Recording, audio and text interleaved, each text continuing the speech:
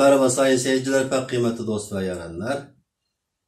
Tanrı Dağlı Aydınlatıyor programımıza hoş geldiniz. Ben Ferhat Kurban Tanrı Dağlı.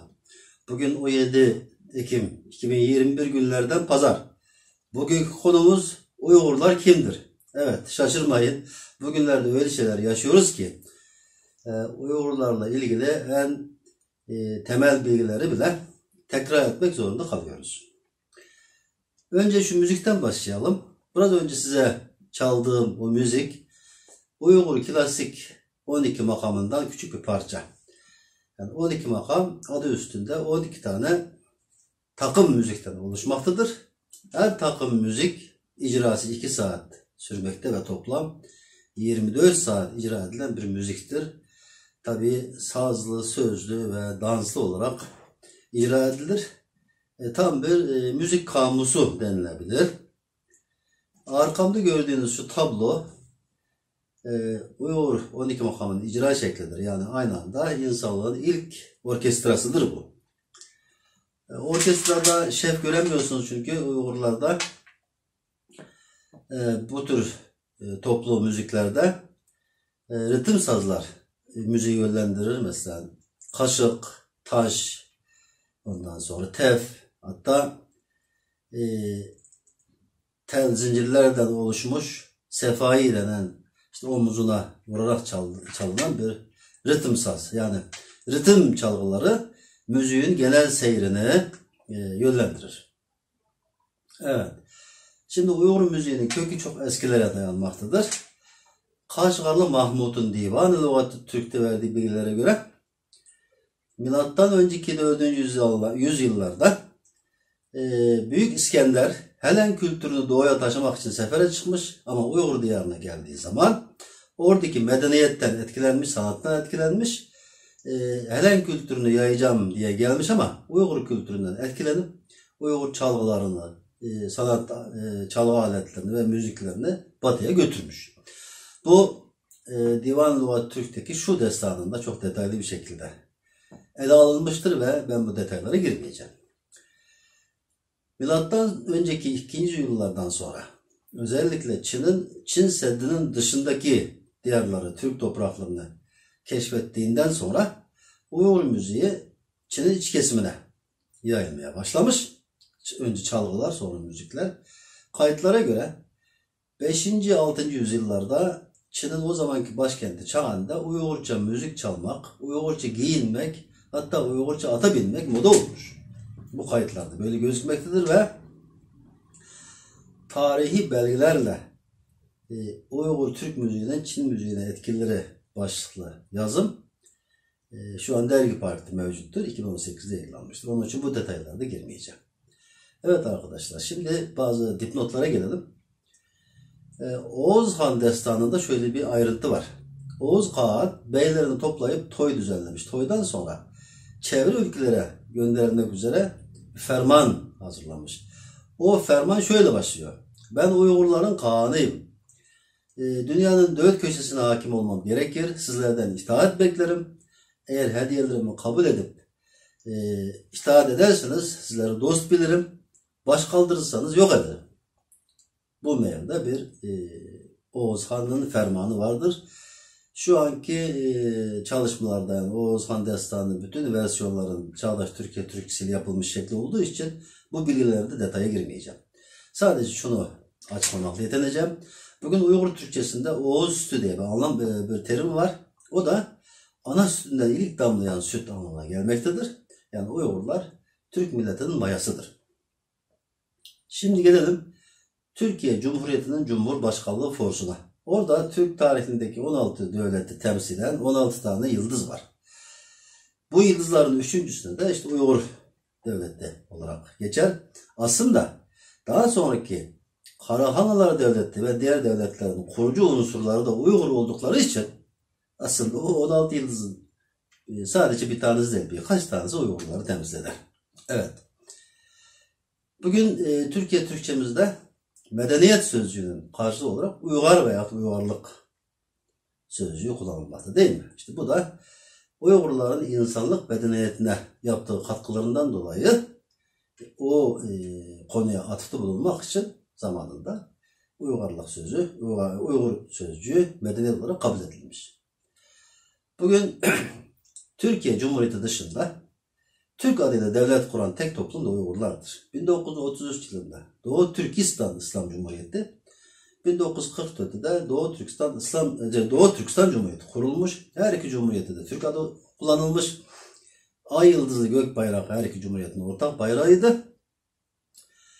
1947'den sonra Çin ve Rus işbirliğiyle bizim cumhuriyetimiz ortadan kaldırılmış ve bugün Doğu Türkistan davası derken işte o kaptırdığımız haklarımızı geri almak için yapılan mücadelenin adına Doğu Türkistan davası denir. Tekrar ediyorum, Doğu Türkistan davası milli hak, hukuk ve özgürlük mücadelesidir.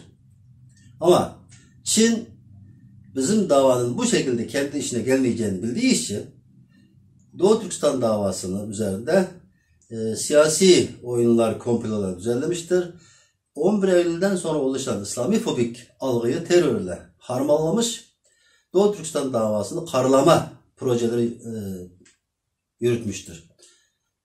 Amaç Doğu Türkistan mücadelesini aşırı dinci İslami hareket olarak karalamak, Uygurları da aşırı dinci terörist olarak etiketlemektir. Bu konuyla ilgili çok detaylı programlar yaptığım için bu konuyu burada tekrar etmeyeceğim. Yani Uygurları terörle anmak Çin tezidir. Ve bu tuzağa düşmemek lazım. Çünkü bunun vebalı çok ağır olur. Evet arkadaşlar. Şimdi bugüne kadar Doğu Perinçek ve adamları Uygurlar hakkında ileri geri konuştuğu zaman ben yasal çerçeve dahilinde sözlü ve yazılı olarak anında tepkimi göstermişimdir. Ama bu sefer Uygurlarla terörü beraber anma gaflette hiç ummadığımız bir yerden geldiği için ben nasıl bir tepki vereceğimi şaşırdım. Çünkü üzüldüm. Öfkelensem, kızsam çok kolay. Tepkimi veririm, içimi boşaltırım. Ama bu sefer konu biraz düşündürücüydü. Onun için ben de üzüntümü güce dönüştürerek konuyu düşünmeye başladım ve bazı analizlerimi sizinle birlikte paylaşacağım. Arkadaşlar şöyle bir beyin jimnastiği yapalım. Tarihi İpek yolunun Kaşgar'dan sonraki güzergahının adı bir zamanlar Vahan Koridoru'ydu değil mi? Vahan Koridoru'nun tarihi kayıtlara baktığım zaman Mihman yolu, yani konuk yolu olarak adlandırıldığını da görüyoruz. Yani Uygurca'da orası Mihman yolu denmiş. Şimdi bugün Vahan Koridoru'nun adı ne arkadaşlar? Vahan Koridoru terör koridoru oldu değil mi? Bir zamanlar Türk milletinin medeniyet güzergahı olan Vahan Koridoru bugün terörle anılmaktadır. Bunun yerini ne aldı? Tarihi İpek yolu derim, İpek yolu yavaş yavaş hafızalardan silindi. Yerini Çin'in Bir Kuşak Bir Yol projesi aldı. Bir Kuşak Bir Yol projesinin temel öncülüğü enerji güvenliğidir. Ve Çin'in anlayışına göre enerji güvenliği farklılık tehdittir olarak baktıkları için güzergah üzerinde işbirliği değil, ya Çinlileştirmek ya yok etme politikasıdır. Yani Çin'in güvenlik anlayışından, enerji güvenliğinin anladığı kavram budur. Ve bütün yaşanan trajediler bu düşünce üzerine meydana gelmiştir. Şimdi gelelim yeni bir terime. Tarihimizde Horasan denince erenleriyle meşhurdu değil mi? Biz Horasan erenleri dediğimiz zaman saygılı ayağa kalkar ve Horasan'da yetişmiş fikir adamlarını saygılı anardık. Yani Horasan erenleri diye bir tabirimiz vardı. Ama bugün maalesef Horasan terör örgütü olarak söylemler geliştirildi. Yani artık Horasan'da terörle anılıyor. Arkadaş bu işte bir yanlışlık yok mu? Niye bütün yeni terimler Türk milletinin manevi değerleri üzerinden gidiyor? Bu terör örgütünde sadece Türkler mi var? Şimdi gelelim bu Uygur konusuna. En son ki söylem aynen şuydu. Son günlerde İdlib'den Afganistan'a giden bir terörist var. Uygur kökenli terörist patlattı dendi. Peşinden dendi ki bu terörist yarın Ankara'ya gelir. 2017'de Reyna'da patlama yapmıştı. Şimdi Hem yuh hem pes. 2017 yılında İstanbul'da cereyan eden Reyna dosyası sonuçlandı. Dava bitti. Dava sonunda orada hüküm giyen bir tane Uygur yok. Arkadaşlar, saldırıyı gerçekleştiren, ona yardım ve yatak edenlerin hepsi hüküm giydi. Ağırlaştırılmış muhabbet cezasıyla cezalandırıldı ama davanın sonunda hükümlü bir tane Uygur bile yok. Ben Uygurlar orada, yani o olaydakilerin Uygur olmadığını vurgularken başka Türk boylarını da kesinlikle ifşa etmem. Çünkü ben mensubu olmakla gurur duyduğum bir Uygur Türk'ü olmanın yanında Türk milletinin genel menfaatini, ortak geleceğini düşünen şuurlu bir Türk milliyetçisiyim. Onun için bu tür olaylarda suçu Türk milletinin üzerine atmam. Bunun arkasındaki gerçek sebeplerinin üzerine giderim. Şimdi gelelim şu Uygurlarla terörist söyleme konusuna. Bugüne kadar siz herhangi bir spikerin, herhangi bir aydının veyahut bir konuşmacının, yabancı veyahut yerli terör örgütlerinden, teröristlerden bahsederken kökeni üzerinde vurgu yaptığını duydunuz mu? El-Kaide'nin terör başı Bin Laden denirken Arap kökenli Bin Laden deniyor mu? Bağdadi'den Arap kökenli Bağdadi deniyor mu? Denmiyor. Çünkü DAEŞ'ta dünyanın her yerinden gelen her ırktan, herkesten kimseler var. O ayrı bir konu. O projenin üzerinde ayrıyetten duracağız ama şimdi konu Uygur olunca niye üzerine basa basa bastırılıyor? İşte bu sorgulanması lazım. Ben biliyorum ne olduğunu. Bugün Çin Doğu Türkistan'da soykırım yaparken diasporadaki Uygurların imajını zedelemek için elinden geleni yapıyor. Çeşitli komplolar düzenliyor. Kendi lobi gücünden istifade edip özellikle Türkiye'de ve dünyanın çeşitli bölgelerinde yaşayan Uygurlar üzerinde baskı uyguluyor veyahut onların itibarını zedeleyecek her şeyi yapıyor. Onun için emin olun Türkiye'de veyahut dünya her yerinde Uygurların aleyhine olan, Uygurların itibarını zedelemeye yönelik söylem, olay, gazete haberleri, televizyon haberleri her şeyin altında Çin vardır. Bütün bu organizasyonlar Çin'in organize işleridir. Bunu anlamak çok zor değil.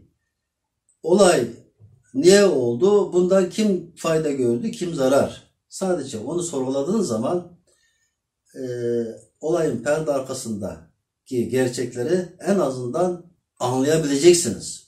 Detayları belki de zordu ama konuyu anlayabileceksiniz. Bu kadar basit. Onun için şimdi biz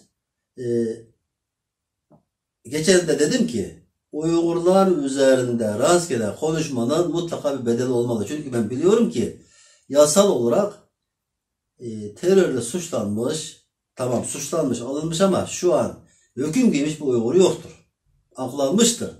Onun için lütfen önümüze konan herhangi bir terimi rastgele kullanmayalım. Hele bir aydın politikacı olduğumuz zaman bu konulara daha hassas bakmamız lazım. Terör terördür. Terörist teröristtir. Bunun kökeninde ne anlamı var? Ne alakası var? Niye özellikle Uygurların üzerinde bastıra bastıra konuşuluyor? Nedir sizin Uygurlarla alıp veremediğiniz? Bakın, yasal çerçeveler dahilinde belgeler vardır, dayanaklar vardır, gerekçeler vardır.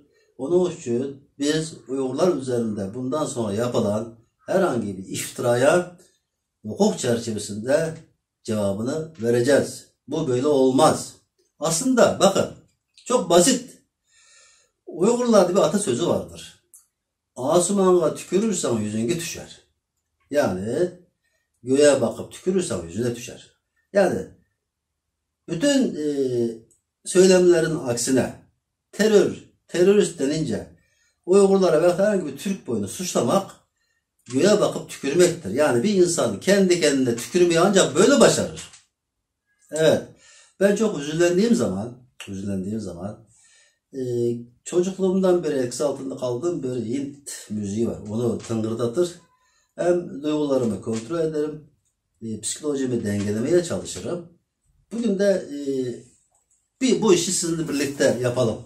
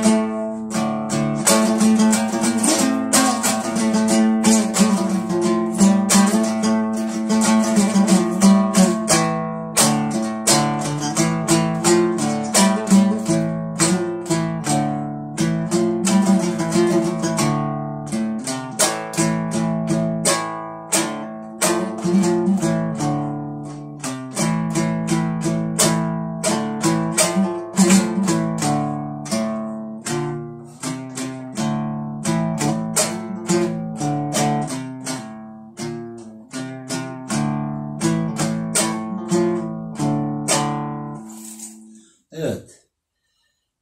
Size bir şey tavsiye ederim. Vaktiniz olduğu zaman girişte çaldığım müzikle bu müziği bir an tekrar dinlemeye çalışın. Çünkü girişte çaldığım müzik eski bir Uygur müziğidir. Bu da 60'lı yıllardaki bir Hint filminden müziğidir. Çok sevdiğim bir müziktir. Beraber ikisini dinledikten sonra ne demek istediğimi de biraz anlarsınız. Evet arkadaşlar, hoşça kalın ama tefekkürle kalın.